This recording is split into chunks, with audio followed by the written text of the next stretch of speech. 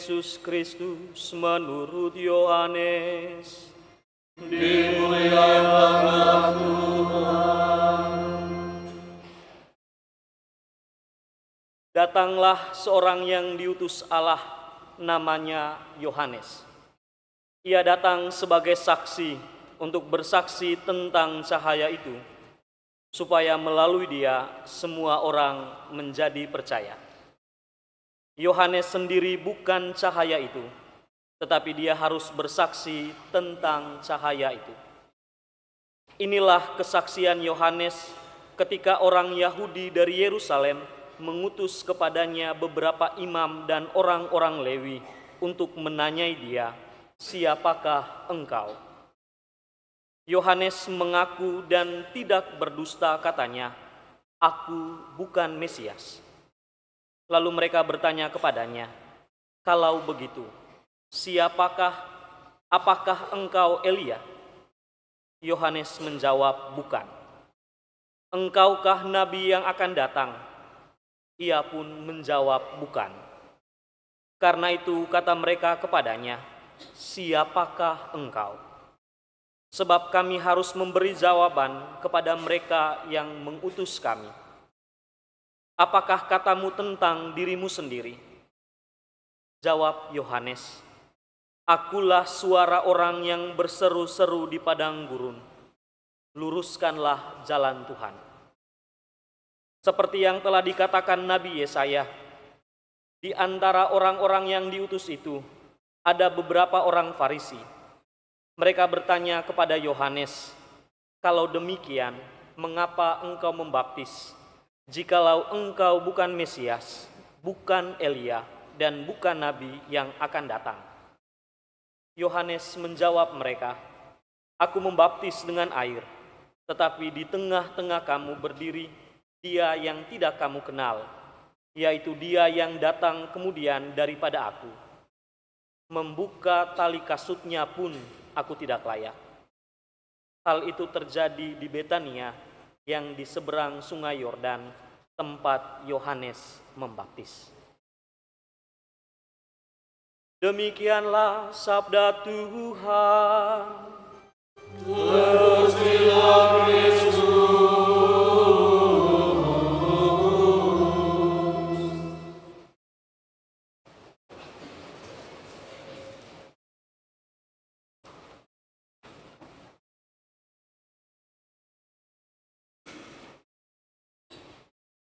Sama saudara dan saudariku yang terkasih, anak-anak yang saya kasihi dalam Kristus Tuhan. Pada kenyataannya, kita akan dihadapkan dengan dua pilihan dalam hidup ini, yakni tentang mau hidup baik atau tidak. Kita akan bergumul dengan dua kenyataan dalam hidup ini, yakni hidup yang membahagiakan dan hidup yang tidak membahagiakan. Kita akan diperhadapkan dengan situasi-situasi yang menyenangkan sekaligus menyedihkan. Dan atas situasi-situasi itu, sebagai manusia kita tidak pernah bisa mengelaknya. Kita akan selalu berhadapan dengan situasi-situasi yang mau tidak mau harus kita hadapi. Dan saya percaya bahwa tidak ada orang di muka bumi ini yang hidupnya bahagia saja. Tidak ada orang di muka bumi ini yang hidupnya sedih saja atau berduka saja. Tetapi dua realitas hidup ini akan mewarnai hidup kita, dan kita diminta untuk memantangkan diri supaya menjadi lebih baik dalam situasi dan kondisi yang ada. Bacaan Injil yang baru saja kita dengar dari penginjil Yohanes dengan jelas mengatakan kepada kita, pertanyaan kaum Lewi dan imam-imam kepada Yohanes Pembaptis yang berbunyi, "Siapakah engkau?" sejatinya juga menjadi pertanyaan yang penting bagi kita. Siapakah kita dan kalian semua? Siapakah saya dan siapakah engkau? Pertanyaan ini penting menurut saya. Kenapa ini penting? Karena kalau kita bisa mengenal diri dengan benar dan baik, maka seluruh proses hidup yang telah kita jalani, termasuk hal yang menyakitkan tadi, dapat kita cermati dengan benar dan baik. Kita bertumbuh menjadi orang-orang benar, orang-orang yang benar baik adanya, karena kita bisa mengenal siapa saya, siapa diri kita sesungguhnya. Tetapi seringkali kita tidak mengenal siapa diri kita sesungguhnya. Kita menjadi orang lain. Kita senang untuk membanding-bandingkan bagaimana orang lain, bagaimana dengan saya. Tetapi seringkali kita lalai untuk mempertanyakan bagaimana kualitas hidup baik saya, bagaimana saya bertumbuh menjadi orang-orang yang mencintai dan mengasihi Tuhan. Namun, dalam banyak kenyataan hidup, saya sering mendengar banyak ocehan-ocehan yang disampaikan oleh umat beriman yang mengatakan bahwa, Romo, saya sudah sering kali berdoa tapi toh saya tidak dapat rezeki. Lihat orang itu, Romo, dia itu sepertinya tidak berdoa tapi dapat rezekinya banyak. Romo, saya loh Romo, saya sudah mencoba menjadi baik tapi toh saya tetap dilukai, dikhianati. Ada banyak pertanyaan-pertanyaan yang mau mengatakan sebenarnya kepada diri kita sendiri bahwa kita belum mengenal siapa diri kita sesungguhnya. Kita belum menggali siapa saya dan siapa kalian. Dan kalau kamu meminta berkat atas ketidakyakinan dirimu sendiri, maka berkat itu tidak akan didapati. Oleh karena itu, kalau kita mau dapat berkat yang banyak, kenal diri seperti Yohanes Pembaptis dalam Injil pada hari ini. Yohanes Pembaptis mau menunjukkan kepada kita bahwa dia mengenal dirinya dengan penuh dan utuh. Dan dengan penuh keyakinan dia katakan dia bukan Mesias. Dia adalah orang yang menyerukan jalan kedamaian dan kebenaran itu. Dan dia tidak malu ketika dia tidak dikatakan sebagai Mesias. Dia mau menunjukkan kepada kita bahwa untuk mencapai bahagia, kita harus benar-benar mengenal diri kita. Kita harus tahu porsi kita, kita harus tahu siapa kita. Kalau kamu mau bahagia, kalau kamu mau bergembira, kenalilah dirimu sendiri.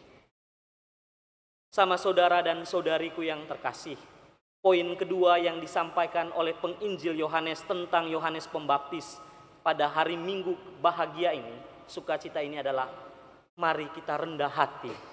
Mari kita membiarkan diri kita diisi oleh kebaikan sama seperti Yohanes Pembaptis. Dia tidak besar hati karena dia dapat memberikan seruan-seruan kedamaian. Tetapi dengan penuh kerendahan hati dia katakan, membuka tali kasutnya pun saya tidak pantas. Itu bukti bahwa dia mau menerima kebahagiaan dan dia mau menerima cinta Tuhan yang begitu banyak karena pengosongan diri yang penuh. Namun sayangnya saya dan kalian seringkali menjadi orang yang besar hati, sombong. Kita suka menganggap diri lebih baik daripada orang lain. Kita lebih menganggap bahwa kita lebih superior daripada yang lain. Kita lebih suka menganggap bahwa diri kita yang paling tahu semuanya. Dan kalau kita tahu semuanya, maka proses untuk menerima yang datang dari luar akan terasa sulit, termasuk menerima kasih dan cinta Tuhan. Tetapi kalau kita membiarkan diri kita, hati kita terus terbuka untuk menerima berkat, maka berkat itu akan terus datang. Kalau kita mau bahagia, jangan lupa rendah hati. Jangan lupa untuk mengosongkan diri supaya banyaknya pelajaran hidup itu tetap kita terima dan kita menjadi manusia yang penuh dengan kasih dan cinta. Bapak, Mama, sama saudara dan saudariku yang terkasih di dalam Kristus. Pertanyaan mendasar yang perlu dan harus kita sama-sama yakini dalam diri kita yaitu, sudahkah kalian dan saya bahagia? Sudahkah kalian dan saya bahagia untuk banyaknya perkara hidup yang sudah kita terima? Kalau belum, mari belajar dari Yohanes Pembaptis untuk rendah hati dan Dengan penuh kerendahan hati itu, kita membiarkan Tuhan tinggal bersama dengan diri kita. Dan harus kenal diri, harus tahu apa yang harus kita perbuat, dan harus tahu sejauh mana kualitas dan kekurangan hidup kita yang kemudian memampukan kita menjadi manusia-manusia yang benar dan baik adanya. Hari ini, gereja secara khusus merayakan Minggu Sukacita. Dan saya harap kalian pun bersukacita dengan seluruh yang ada pada diri kita. Dan Tuhan serentak meminta kita untuk mengembangkan seluruh potensi yang ada pada diri kita, sekecil apapun itu. Kalau kalian punya bakat masak, masaklah dengan sungguh-sungguh, supaya sukacita itu penuh. Kalau kalian punya bakat untuk bernyanyi, bernyanyilah dengan sungguh-sungguh. Kalau kalian punya bakat untuk tersenyum, senyumlah dengan tulus. Kalau kalian punya bakat untuk menulis, menulislah dengan sungguh-sungguh. Supaya kebahagiaan itu tinggal bersama dengan diri kita. Jangan tunggu sampai yang besar-besar dulu. Tapi mulai dari hal-hal kecil supaya bahagia itu tinggal bersama dengan diri kita. Mari kita berusaha menjadi manusia yang penuh dengan kebahagiaan. Dan mari kita tetap mengandalkan Tuhan supaya kemudian kedatangannya benar-benar menggembirakan kita semua. Semoga amin.